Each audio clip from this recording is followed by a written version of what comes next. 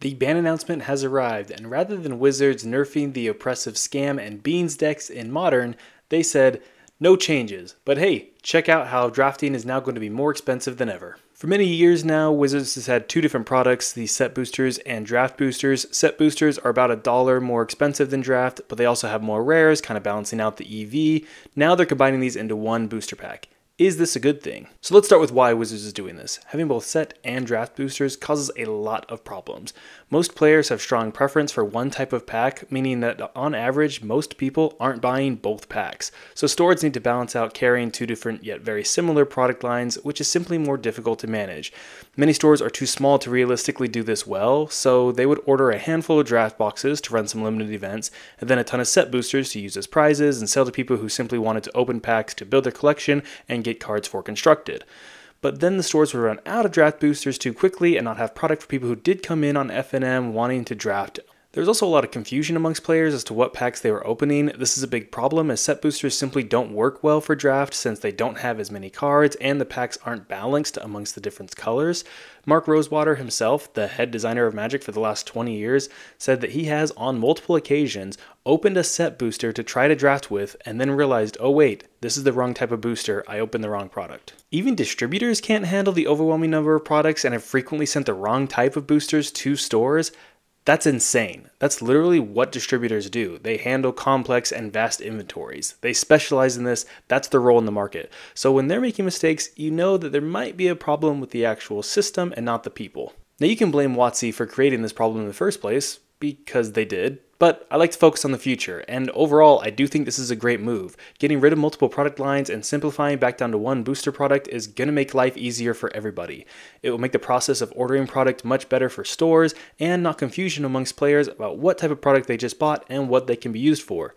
Limited play or building your collection. While I think going back down to one type of booster is a great move, the golden question is, will this new product be a perfect blend of the two old boosters, or is it going to be a one-size-fits-nobody? The biggest problems most people see with this change boil down to two issues.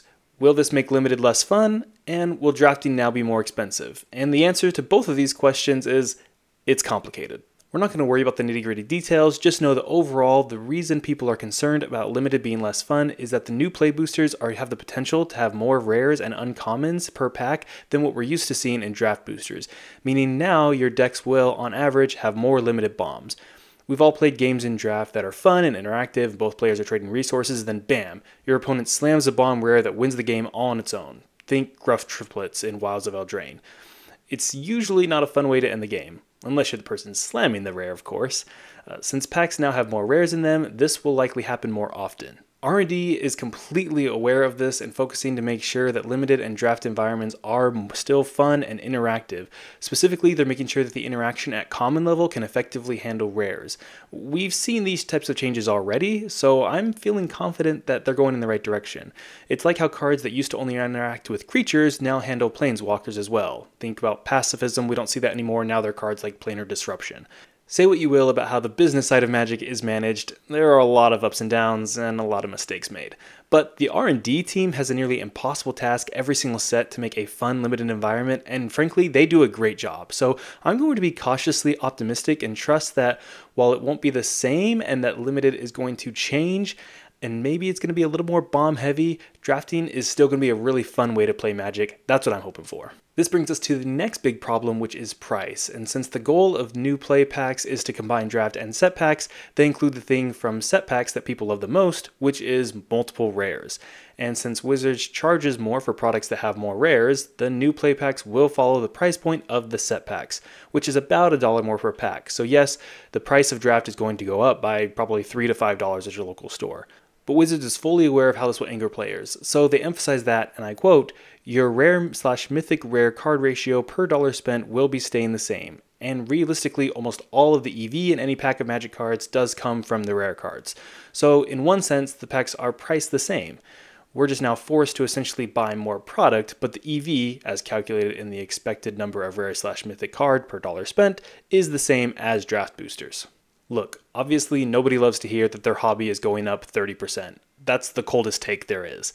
But at least Wizards had the insight to say, hey, we got to give people more bang if we're going to charge them more. My guess is that this was a huge fight between Hasbro and WotC. Hasbro simply says, they're the corporate gods. Hey, raise revenue, cut costs. We don't care about any of your excuses. Just get it done. But we got to give credit where credit is due, and at least the people at Wizards realize that they can't just continue to completely take advantage of their cardboard-addicted customer base. If corporate suits are forcing them to raise prices, this isn't the worst way to do it. The last item to mention about these new packs is that we're cutting a card. So rather than 15 playable cards, there's now 14. And Mark Rosewater goes into a bunch of detail about how that's fine. You don't really need the 15th card in the pack. Most people don't actually ever use that last card in a draft to go into their deck, and that's pretty much true. But you know what else cutting this card does? It reduces your materials cost of goods sold by 6%. More profit, baby. Now you can be cynical about this and call it corporate greed, but in reality, businesses exist to make a profit, and there are way worse ways for them to cut costs than getting rid of a card that's so wildly unplayable that it doesn't even see play in little crappy draft decks. While nobody knows for sure whether these changes will be a net negative or a net positive, we do know that things will be different and interesting. In Magic and in life, the only constant is change, and you can choose to be negative and cynical and pessimistic, or you can be positive and look for opportunity and joy. Thanks for watching, and make sure you join the Wolfpack by obliterating the subscribe button.